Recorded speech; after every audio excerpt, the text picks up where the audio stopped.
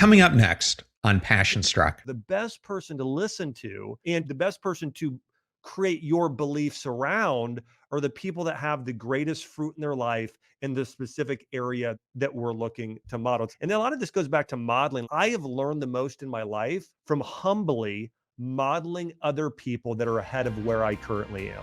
Welcome to Passion Struck. Hi, I'm your host, John R. Miles, and on the show, we decipher the secrets, tips, and guidance of the world's most inspiring people and turn their wisdom into practical advice for you and those around you. Our mission is to help you unlock the power of intentionality so that you can become the best version of yourself. If you're new to the show, I offer advice and answer listener questions on Fridays. We have long-form interviews the rest of the week with guests ranging from astronauts to authors, CEOs, creators, innovators, scientists, military leaders, visionaries, and athletes. Now, let's go out there and become Passion Struck.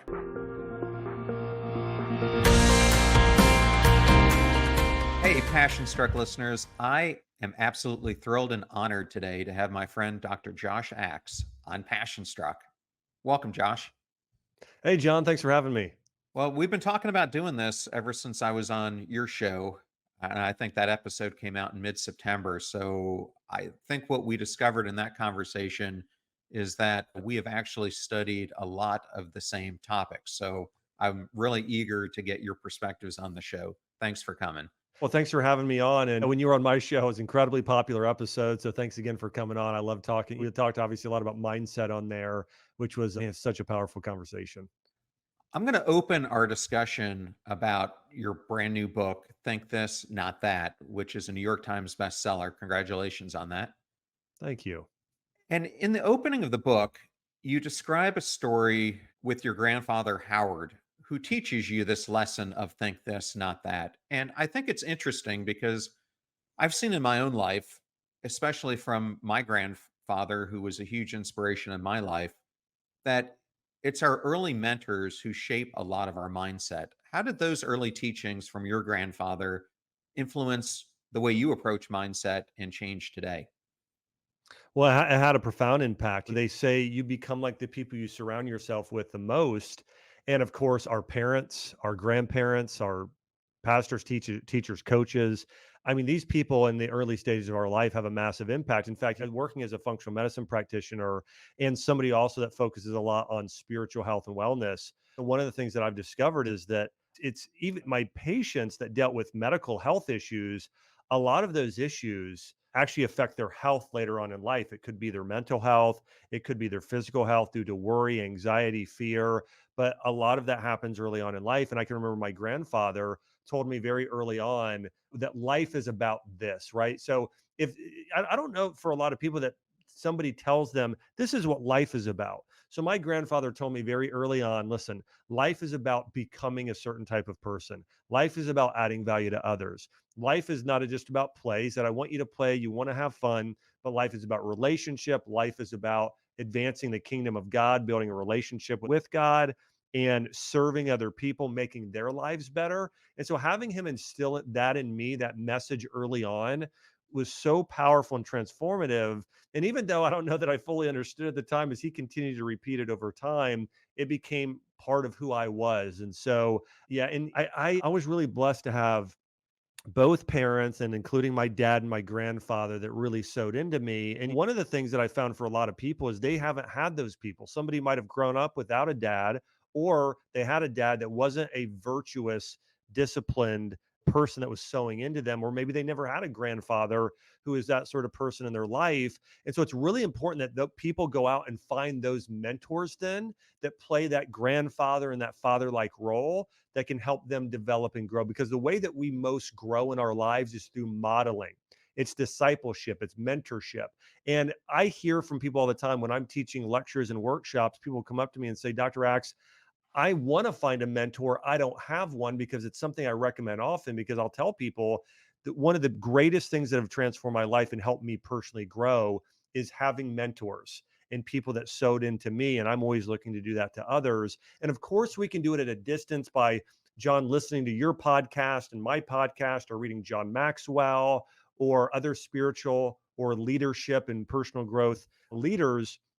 But it's also really powerful to have those people in our lives in person. Oh, I completely agree with you. And I've been a lifelong Catholic. And when I was getting my confirmation, I actually used my grandfather and his name Donald as my confirmed name. I didn't, unfortunately, I was never able to meet my parental grandfather. And so grandfather Donald had a huge impact on my life because he really embodied to me a lot of the things I thought a man should be. Not that my father didn't, he did as well, but there was just something about the way that he talked to me and taught me things and took me aside and was patient and comforting and inspiring that has influenced who I am today. So I very much appreciate that. And it leads It's me, real. I yeah, want to mention this real quick because I think it's so interesting. So, because I had my dad who was an old military guy, and he taught me a lot of discipline, lifting weights, constantly challenged me, and it was more of that sort of masculine like growth. And then my grandfather did it in such as you mentioned, it was like a softer, more gentle, patient way with a certain level of wisdom. And I think it was just part of it was maturity, some of it was personality, but it was beneficial getting sort of those virtues, different virtues from different people. basically same story, Josh. My dad is a force recon Marine and probably one of the strongest people I've ever met. I remember as a kid, he was trying to do some repair in my bedroom, and he drives a drill bit right through the middle of his hand. Didn't even flinch, anything else. Basically, takes his t-shirt off, wraps it around his hand, walks by me and says, "Hey, tell your mom I went to the hospital," and walks out, goes to the Oh hospital. my, wow. Whereas Wow. my grandfather was also an army veteran, but was just much more vulnerable and just a different, complete persona of a human being. So I can relate with you completely. Yeah, And wow. and ironically, I have another story where I can completely relate to you. So in the first chapter of your book, you talk about limiting beliefs. And when I was in high school, you're not going to believe this story. I'm in the beginning of my senior year, and I had always dreamt of going to the University of Michigan. It's where my parents went, my grandparents went. It's the only thing I ever really thought about, but I was getting highly recruited by the Naval Academy. And at this time, I had this English teacher who the student body loved. I mean, everyone went to her for advice. And one day she calls me into her office and she basically took the complete air out of my balloon. She told me that I would never amount to anything great, that she thought I was a lot of hype and there wasn't much behind it. And it actually changed my whole life. Because of this interaction, I think it was one of the driving reasons I ended up going to the Naval Academy because I felt I needed to prove more to myself and to take a harder path. And when I was reading your book, you had a similar experience with an English teacher in high school. And I was hoping you could share that story and how it impacted you. I mean, this was a like it was for you. I know it was a life altering moment. And everybody has had this moment. I want you to think about what was your moment where you've had something like this happen. And have you ever recovered from it? So I was in freshman English class, freshman high school, and a teacher asked me to stay after. Her name was Miss Noble. I stayed after class. She says, "Josh, what do you want to do after high school?" And I said, "I want to be a doctor." And the reason I said that, John, was the year before my mom was diagnosed with breast cancer. She went through chemotherapy. She lost all of her hair. She almost died. And so seeing my mom suffer like that, it just really pierced my heart. And I said to myself, I want to help people like my mom, and I want to find a better way to help people heal.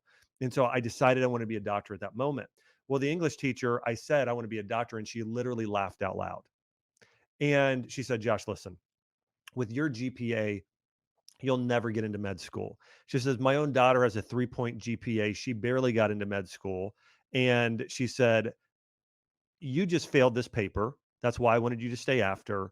And you're getting a D- in this class. You'll be lucky to pass. She said you need to try harder. And I walked out of there, John, feeling like, okay, well, maybe I can't be a doctor. Well, then my mom brought me to see a medical doctor 2 weeks later who diagnosed me with ADHD and talked about me like I wasn't in the room. I still remember his words today where he said, your son has a learning disability. And I thought, well, gosh, not only am I not smart, I'm like medically not smart. There's something wrong with me. So then I just stopped trying in high school. I barely graduated high school. I had like around a just above a 2.0 GPA.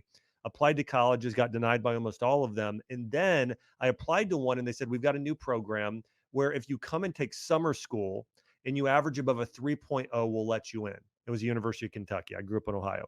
And I said, okay, well, I don't want to be the kid that just stays back. I want to go and try. So I went, and the first class I had to take was English 101 in freshman year of college. So I went, I took the class. First big assignment was a paper, turned it in, felt pretty good. But then 3 days later, the teacher, her name was Miss Williams, she says, Josh, can you stay after class? My heart sunk because it felt like deja vu. I thought, oh no. She said, Josh, what's your major? And I said, well, Miss Williams, I haven't chosen a major yet. And she said, well, I really think you should consider being a English or journalism major because she said, I think you're a really great writer. Of the 40 some kids in this class, you got the highest grade. Great job. And for me, John, I'll call it like a memory or a mindset transplant. I went from feeling like I was dumb, I wasn't good at school, these narratives running through my head. And finally, I had one person tell me that I was smart or that I could do this or I was good at something. And I completely embraced it and had a transplant there. And I said, you know what? I can do this. Later on, I switched to pre med and then I went on to get my doctorate. I then went on later to Johns Hopkins University, graduated from Johns Hopkins with nearly a 4.0 GPA. And I share none of that to boast, but just to say this, I went from being the kid in high school that barely graduated to eventually graduating Johns Hopkins and getting later on or earlier on a doctorate. And there's a lot of people out there today, John, that they had someone say something to them, a parent, a teacher, a coach, and they're still living with that today. They haven't had that belief transplant that's allowed them to thrive and experience the breakthrough in their relationship, in their career, in their spiritual life. And so for me, one of the things I've really committed to doing myself and helping others do is making sure that I don't have any limiting beliefs that are holding me back, and then going and replacing those limiting beliefs with empowering beliefs. And I found for so many people, doing that singular exercise of writing down what their limiting beliefs are, when they started. There's actually a method. It's called the ABCDE method. It goes like this. One, activate the memory of when this belief started. Number two is B, which is what's the exact belief? C is what are the consequences if you continue to believe the lie? D is dispute it, why it's not true. And E, exchange it for the thing you need to believe in order to experience the greatest outcome in your life. And if people can do that and start to write down the limiting beliefs about themselves, about God, about the world, about others, that's where most people start to experience, I think, some of their biggest breakthroughs in life. I think that's an extremely good point, and I also wanted the listeners to understand that the degree that you got from Johns Hopkins, if I'm correct, was in organizational leadership. I was just going to say, I think it complements the work that you've done in your medical profession and expands so much of the discipleship that you've created on your podcast and in your brand. Uh, so, so with that as a backdrop, and these limiting beliefs, I thought it was really interesting, Josh, that in both our books, we use an analogy of a stool and the support structures under it to go into this belief system that people have. Can you walk through that analogy? Because it's a little bit different than the way I describe it, but I think it's important for listeners. Yeah, the way that I think about it is when I use the term mindset, I think our mindset or our ways of thinking about things tend to be held up by multiple beliefs that we have about something. So, for instance, there's a friend of mine who is a fairly successful entrepreneur, but he could be so much more successful if he overcame this mindset that was a scarcity mindset. And so, and I've asked him questions about this. And again, he's a really close friend of mine, but he's told me things in life like, well, my dad used to tell me that money doesn't grow on trees and you got to fight for every last thing you get. And he was one of 10 kids. And so he's developed this mindset over time to where he hoards money and he doesn't want to invest. He's not generous because of it, or he doesn't take risks. And so his mindset, this scarcity mindset, is made up of multiple beliefs. There's only so much money. You've got to fight people for money. You want to save rather than invest, and these multiple issues. And you think about it as a table, and if you have weak legs of this table, everything collapses. And so it's really important for people that you go and this is another discussion, John, and I'd love to hear your thoughts on this. One of the things that's so important for people to do when you look at the most important mindset people have, one of the most important mindsets is, what is success? What does it mean to truly be successful? Because the world today tells us it's fame, it's fortune, right? So it's a big social media following, or it's a certain size house, or driving a Lamborghini, or so much money. I, that's what the world says success is.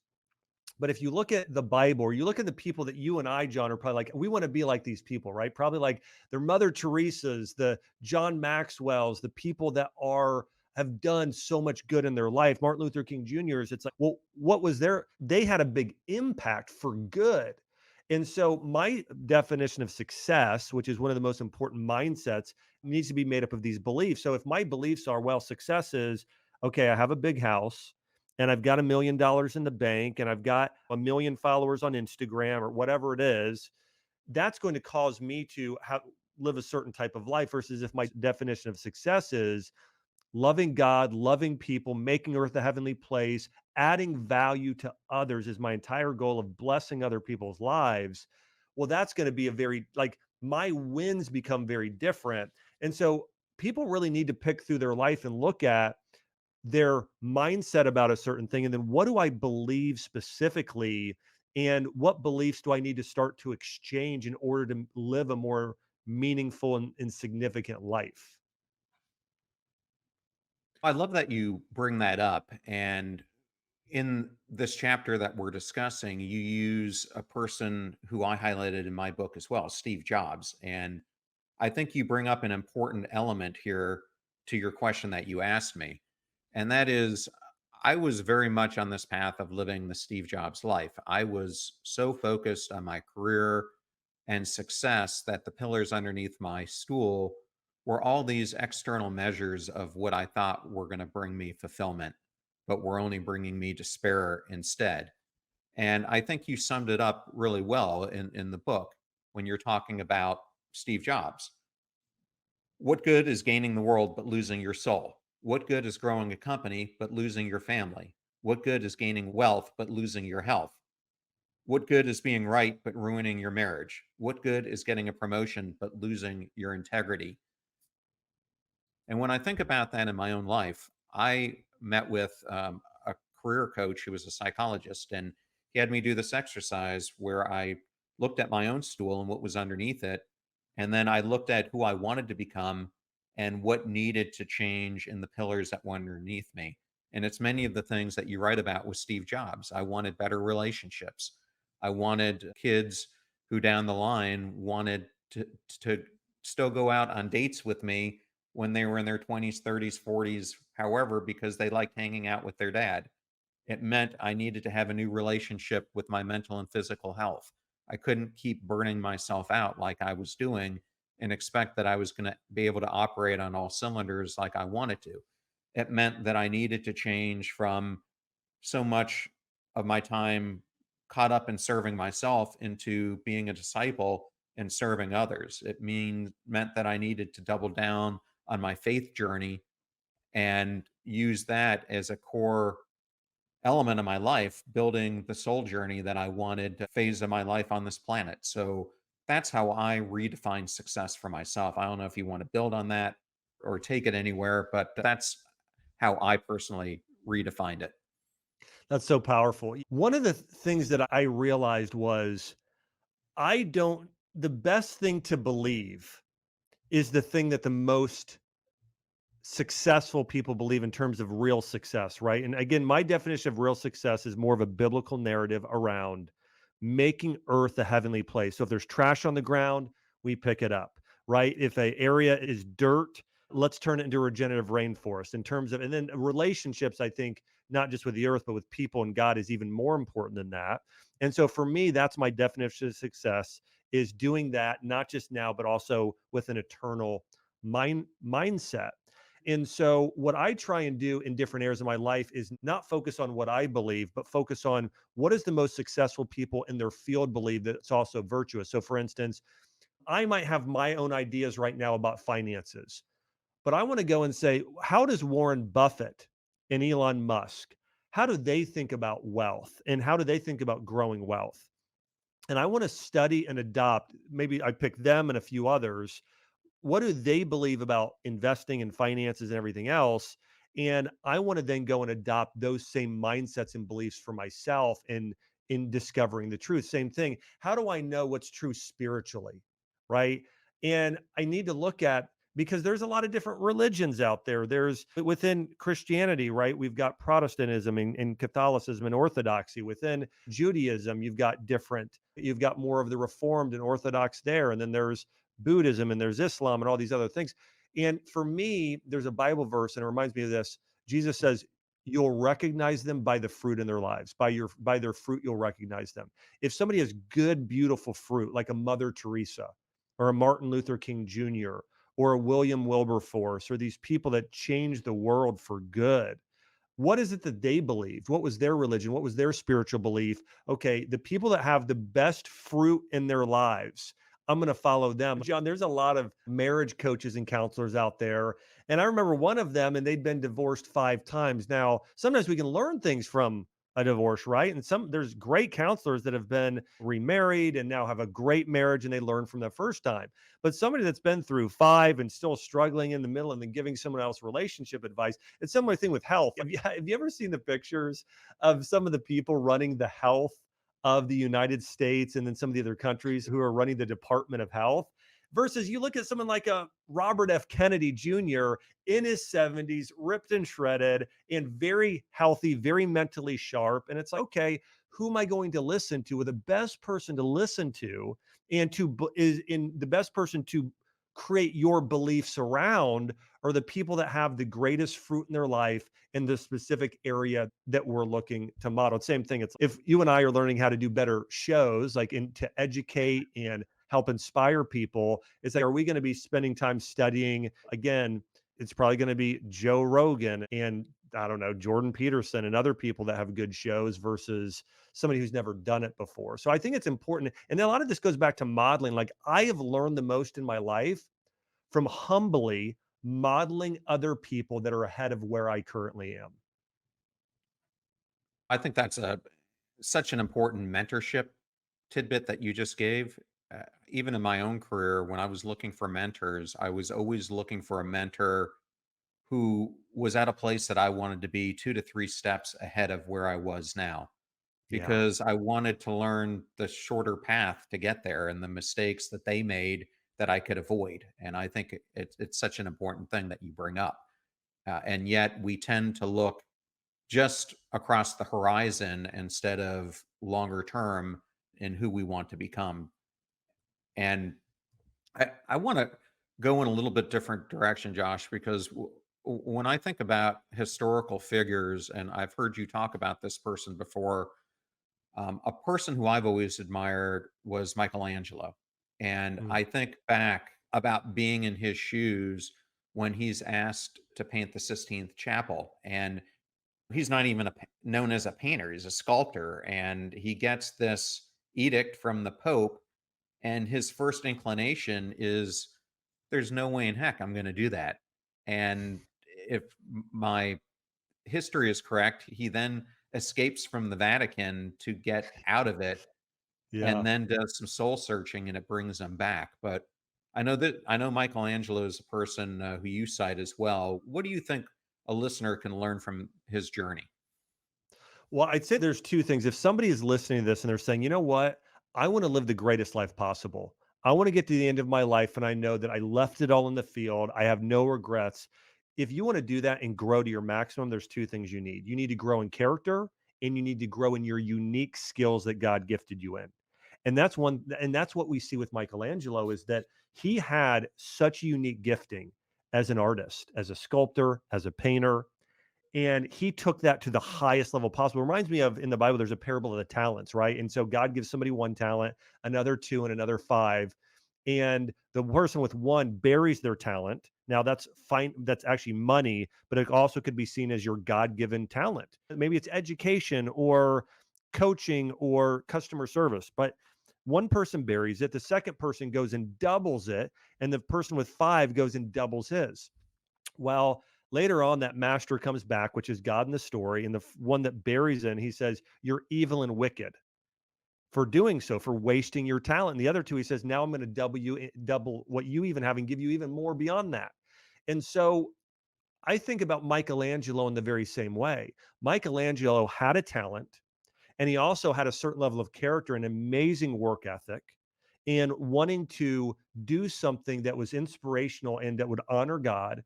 And so he went and created, I mean, I want to say it took him like 7 to 10 years because of, they said he went partly blind while he was painting the Sistine Chapel. I mean, here's the other inspiring thing about this. When I was recently in Italy, I took a tour on Michelangelo because I just love his work so much.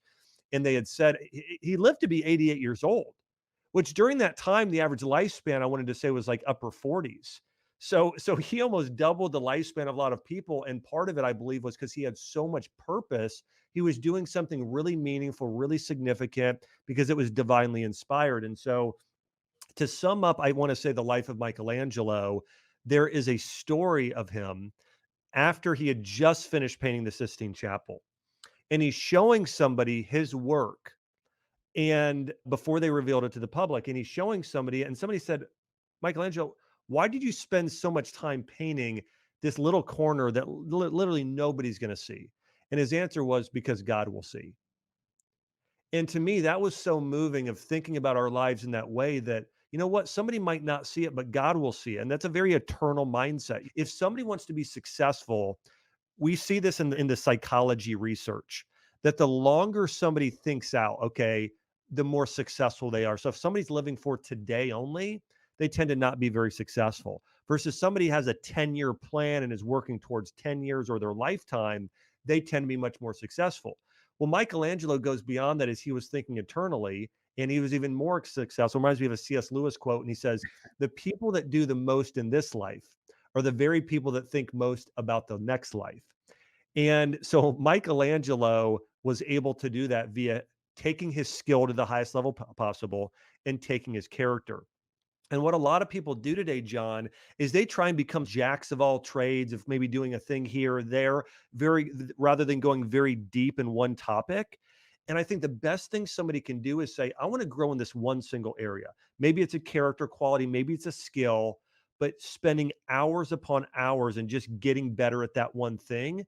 And that's how people tend to experience the greatest success in their life, is going very deep. And we're living in a world today, it's just so superficial. It's okay, I've got 1,000 friends on Instagram, but how many of them are really friends? I'd rather have one true friend I go incredibly deep with that I can trust and build a deep, meaningful, lifelong relationship than 1,000 friends on social media. So I think the same thing goes for our work and our life. Is the more we can grow, this, decide on that one area where God has gifted us and take that to the max, the bigger impact we'll have. I completely agree with you. And I don't talk about this that much publicly, but 2017, I was very close friends with a gentleman named Tim. And Tim was this type of friend that you talk about, the person who 3 o'clock in the morning, you're struggling. And not only will he pick up the phone, he's that one who'll drive across town to sit with you and put you at ease. And unfortunately, he ended up committing suicide. And I cannot tell you the void I felt in my own life of not having that deep a friendship. And they're so difficult to find.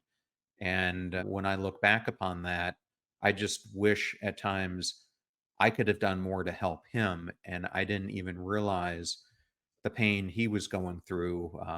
And I think sometimes we see people so superficially that we often put these masks on, showing a different version of ourselves to the world that's really going on inside. And I think as we're meeting with people, we need to understand that people are struggling, and it takes a lot of vulnerability to get through those layers to reach a point where you're willing to give, like I was with my friend Tim, and I wish he would have done the same back to me, and I wish I could have asked more probing questions to get him to share more with me.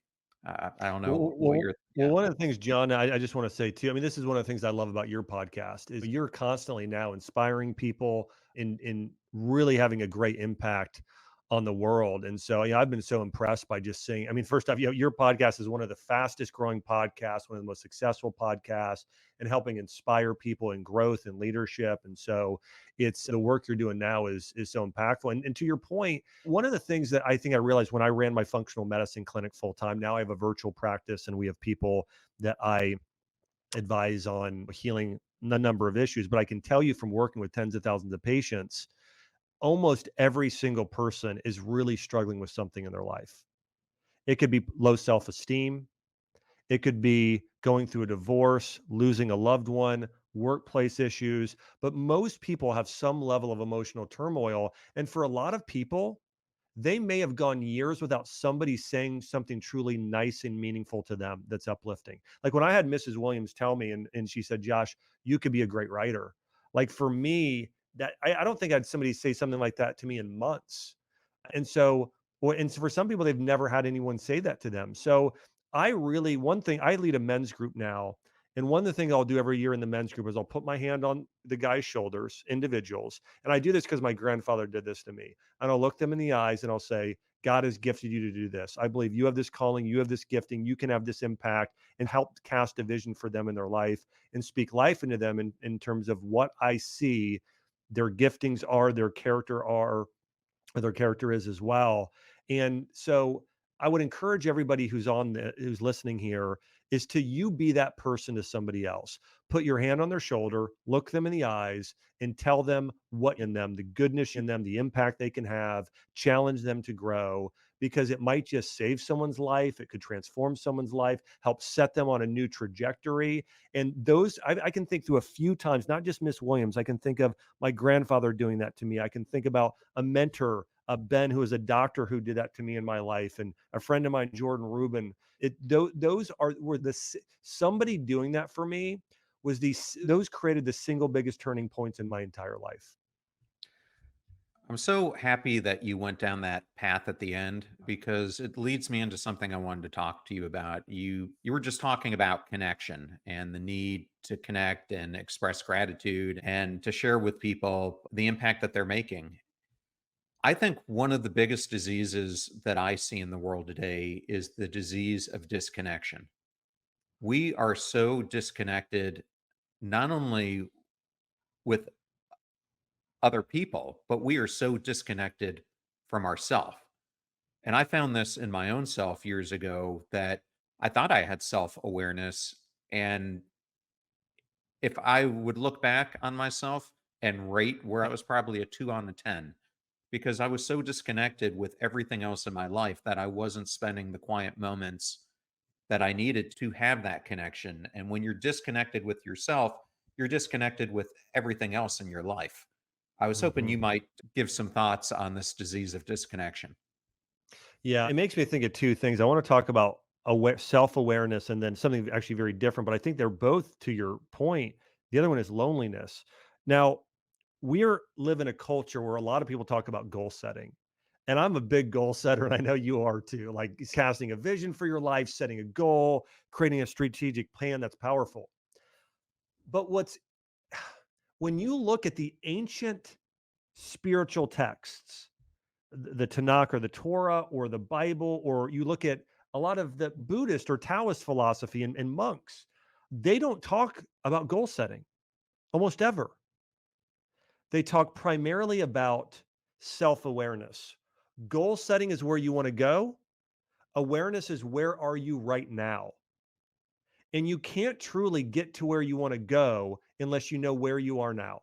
So think about if you're driving in a map, you're saying, "Hey, I want to go up, I want to go down to the Florida Keys, wherever it is." Okay, but what if you don't know where you currently are? How do you know whether to go east, west, north, south? It's pretty hard to know. So self awareness is the epitome of wisdom. Okay. And it's one of the most important, it's a cardinal virtue that we need to develop if we're going to grow to our highest level possible. By the way, there's some great research that shows the people that are the happiest do two things. They're the people that serve others the most and the people that are experiencing the most growth in their life, in their character and skill. So if you want to be happy, it's essential you do that, but it's really hard to grow unless you have a level of self-awareness. And I think that you develop self-awareness by thinking unbiasedly about where you are now. And for most people, that's going to lead them to a great level of humility, of realizing that, you know what, we are finite beings in a vast, endless world. And we don't necessarily have to have a lot of meaning. And that's very humbling. But then there's a level of confidence that's built knowing that we're children of God created for eternal life. And to know that we can literally alter the life of someone else, as we've talked about. We could say something mean and hurtful to somebody, which could cause them to take their own life or have a negative experience or whatever. Or we could say something to somebody that could save their life or cause them to go on to do great and meaningful things with their life. So I think there's a level there of understanding at the simultaneously we're almost nothing, we're dirt and we're mud. Yeah, we're also eternal divine beings. You want to hold both things in your hand at the same time and be aware of yourself in that way. And some of the people that I respect the most, John, and it's probably similar with yourself, they are the most spiritually and self-aware. Like I'm thinking about pastors, rabbis, priests, monks. There's some of them where it's very hard to rattle them. It's almost like they're sitting there, they have a calm sense of spirit that's calming towards others. They see into your soul in a way, some of them even that are really very aware. And so you could say something negative to them or hurtful, and they're going to sit there without any expression change, or maybe the thing that will pop up on their face is a smile and say they're going to be thinking more about say hurtful things. Like they're going to sit there and look at you and think, there's hurt in your life. How can I bless you? How can I love you and to help you heal? Versus a person that's not self-aware, if somebody says something hurtful to them, they're going to respond with something hurtful back. They get punched, they're going to punch back. Versus it's like Taekwondo, I believe it's the martial arts, where if somebody punches you, you take their own force and you use it to move them or against them in that way. It's more of that sort of that's self-awareness, that's spiritual awareness or growth, is having that sort of ability. And so being aware of your strengths and your weaknesses, and being aware of where you need to grow, and also being aware of maybe what others are thinking and feeling so you can support and bless their life. So I do think that being connected to yourself, and as the Bible talks about the Holy Spirit or God for even that level of a higher consciousness working through you, that is so incredibly powerful. And the people see doing not just the most with their life, but the most good with their life. Because there's people doing a lot with their life, but maybe it's working towards evil. Gates does a lot with his life, but I think it's a net negative, right? And so there are other people that are doing it towards the good. And the other point there is with loneliness, and I'm not sure which question you were wanting. I think it's the self-awareness, but not being connected only to yourself and the divine, but not being connected to the others is one of the most physiological destructive things in the world. In fact, there was a study, and I published this in my book. There was a researcher, and they found that when it comes to decreasing lifespan, experiencing extreme loneliness for a day is the equivalent of smoking 15 cigarettes. Yeah, I think it's I actually 21. Juliet Hunt Oh, Lundstedt. okay. Yeah, she Yeah, you teaches might at be right. BYU.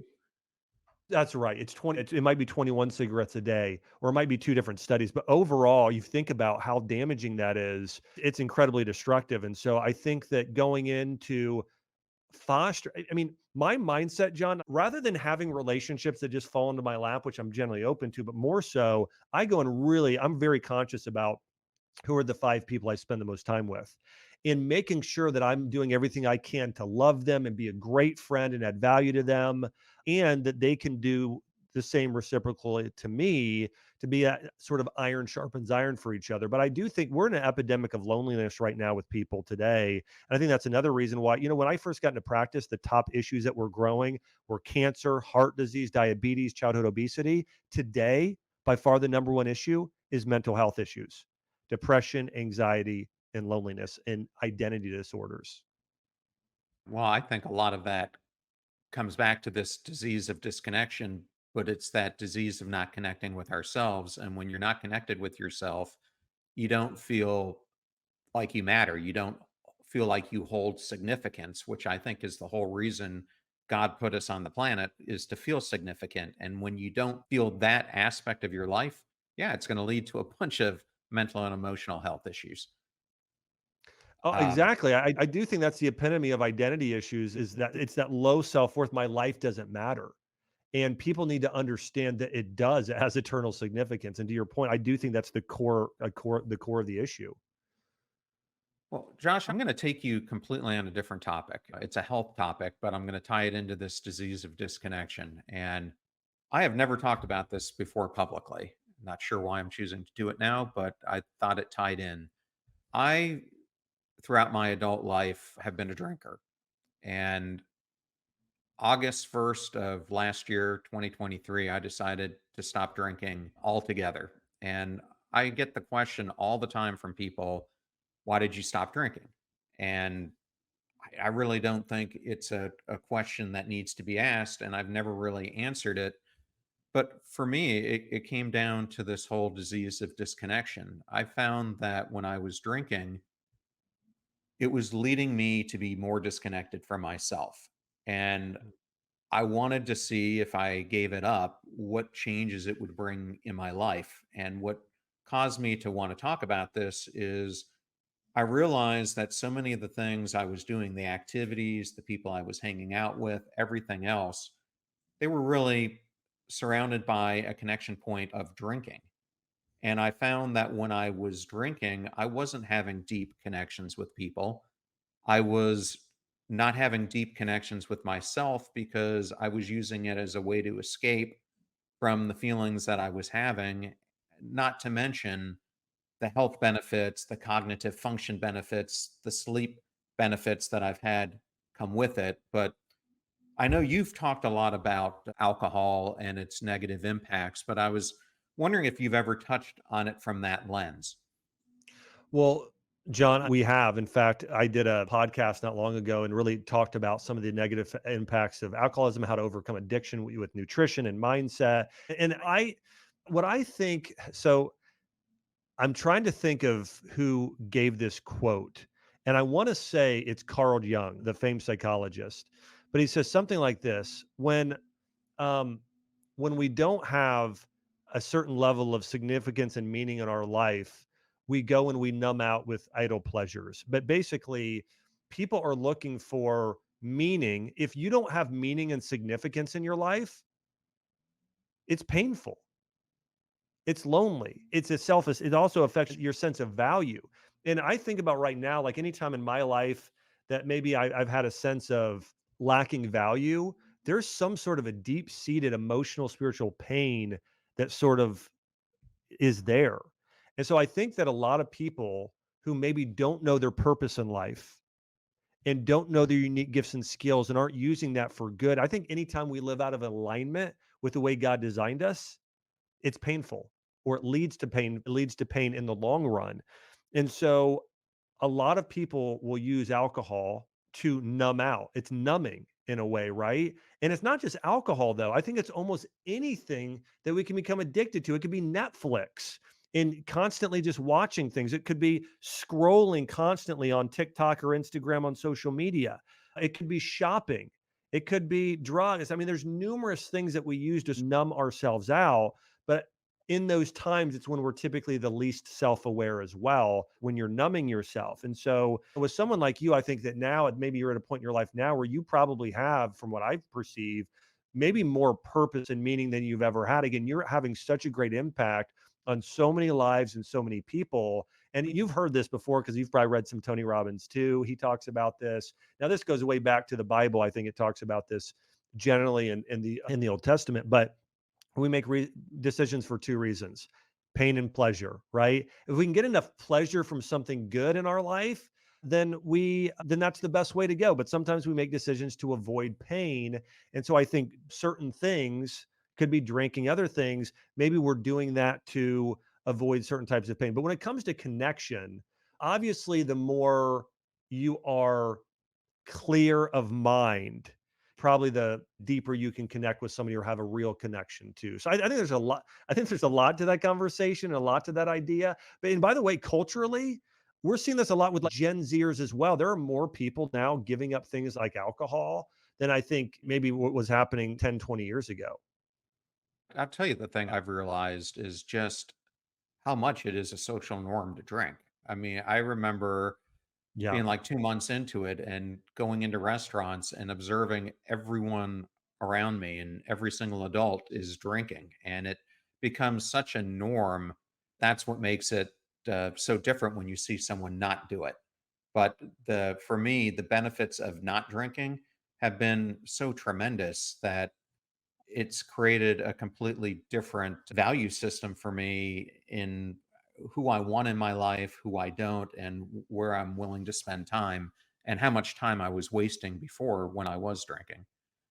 John, it's so powerful. I'm thinking back. So when I was in college, okay, I drank a pretty good amount with the guys there. I was in a fraternity, which going back, I never would have joined, but again, you learn.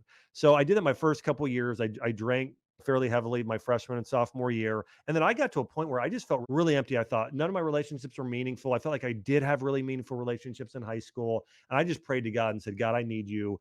And I ended up starting to really pursue God in my life, find my unique gifts and talents, my purpose, all of that in my life seemed to be more full. However, I did have some of the same friend group. And every time, every social gathering was alcohol. Like that was at the center. And I'd find myself drinking and then not feeling good the next day or not being as productive or not having those meaningful relationships. And I realized like I needed to find a completely different social group.